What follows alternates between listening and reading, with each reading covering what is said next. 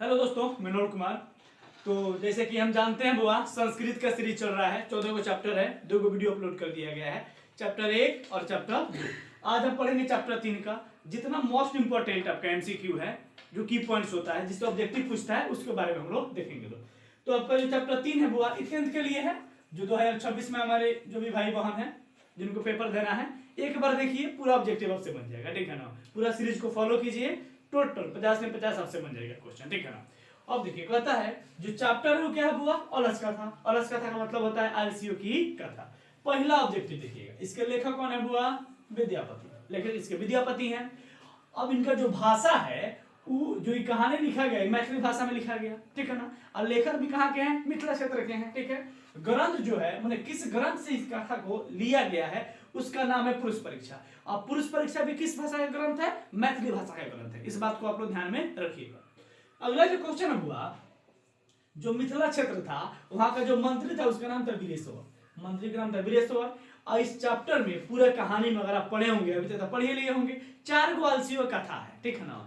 अगर आलसी मंत्री वीरेश्वर कहता अपने राज्य में कि जितने भी गरीब लोग हैं या आलसी लोग हैं, उनको क्या किया जाएगा, मुफ्त में भोजन और कपड़ा दिया जाएगा, रहने का जगह दिया जाएगा, ठीक है, उनका देख रेख किया जाएगा। इस चीज को लेकर पूरे जो राज्य में जो काम करने वाले भी लोग हैं, वो धूर्त आलस बनकर, माने बनावटी आलसी बनकर क्या करते हैं, राज्य में प्रवेश करते हैं और खाना शुरू करते हैं, रहना शुरू करते हैं, ठीक है ना। इसमें क्या होता है, जब पता चलता है कि खजाना खत्म हो रहा है धीरे धीरे, तो उसके जांच करने के लिए कि रियल में कौन आलसी है, क्या किया जाता है, एक घर बनवाया जाता है बढ़िया, में सबको सुताया जाता है, खिलावला के, रात में क्या किया जाता है, आग लगा दिया जाता है। और जितना बनावटी रहता है सब धूल, सब बड़ा क्या करता है, रतिया भाग देता है उठ के। 4 बड़ा जो है महा एकदम आलसी, एकदम बुझिए की साफ, मतलब जो नहीं कहा जाता है प्रचंड आलसी, और बच जाता है सब। उसी के बारे में पूरा कहानी में हमको पढ़ना है। तो आलसियों कुल संख्या कितना, 4। बिल्कुल इजी क्वेश्चन, एकदम लड्डू है, ठीक है ना। अब देखिए, आग कब लगाएगा अलस का लग, जब सब सो रहे थे, तो अलस शाला में क्या लगाया जाता हुआ, आग लगाया जाता, जब सब सो रहे थे तब। आगे क्या होता है, अलस कथा पाठ में किसके दोष को दर्शाया गया है, तो जब अलस कथा पाठ में मनुष्य क्या है, तो मनुष्य के दोष को दर्शाया जाएगा। तो मानव के दोष को क्या किया है, ये चैप्टर दर्शाता है कि जो व्यक्ति जीवन में आलसी रह जाता है, अपना काम खुद नहीं करता है, वो जीवन में कभी तरक्की नहीं कर सकता है, कभी भी आगे नहीं बढ़ सकता है, वो, ठीक है ना। कहता भोजन करने के लिए धूर्त लोगों ने, अभी हमने बताया हुआ, धूर्त लोगों ने क्या किया, बनावटी आलस को क्या किया, धारण किया, और क्या करते हैं, भोजन करने और जो सुख सुविधा मिल रहा था वीरेश्वर मंत्री के द्वारा, उसको ग्रहण करने के लिए चले जाते हैं। कहता है कि अलसलाग में आग किसने लगा, पूछ लेता है, नियोगी पुरुष ने। अलसलाग में आग किसने लगा, नियोगी पुरुष ने।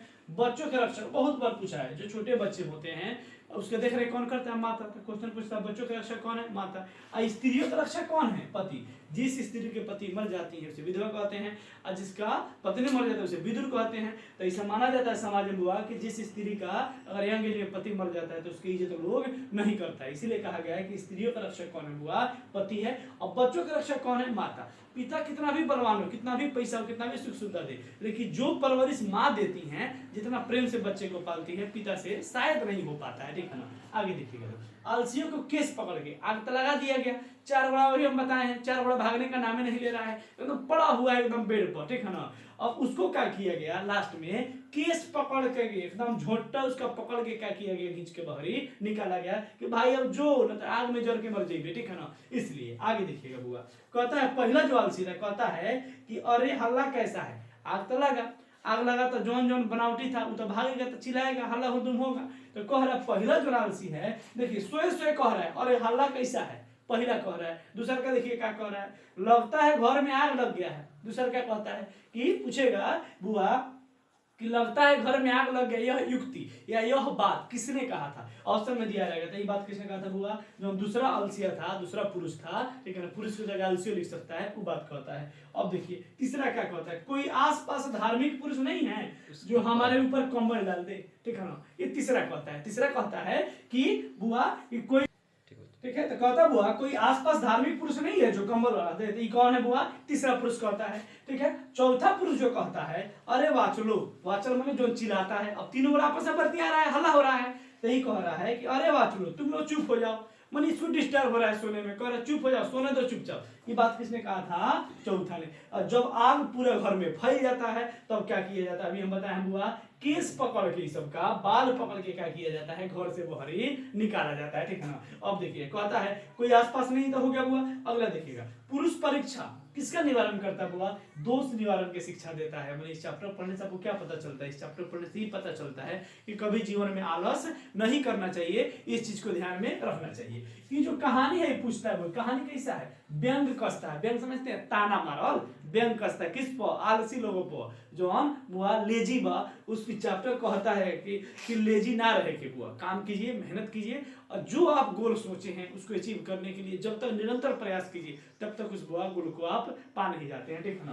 कहता है आलसियों का रक्षा कौन होते हैं, कोरोना लोग, दयावान लोग, जो पैसे से कमा रहे हैं बुआ, जिनका जॉब हो गया, आपका भी हो, तो जो रोड पे ठंडी के दिनों में रात में भोजन कंबल सब चीजें, ऐसे कहा जाता है कि आलसियों का रक्षा कौन होते हैं। कुछ तो दयावान लोग बात धरती पर बुआ, कर्णुक लोग जो क्या करता है, आलसियों की, गरीबों की रक्षा करता है। पूरा चैप्टर बुआ यही बहुत छोटा सा चैप्टर है, इसको देख लीजिए, ठीक है। और इससे आपका विश्वास मानिए 4 से 5 नंबर आपका क्लियर हो जाएगा। फिर हम मिलेंगे बुआ चौथा चैप्टर के साथ, तब तक के लिए जय हिंद।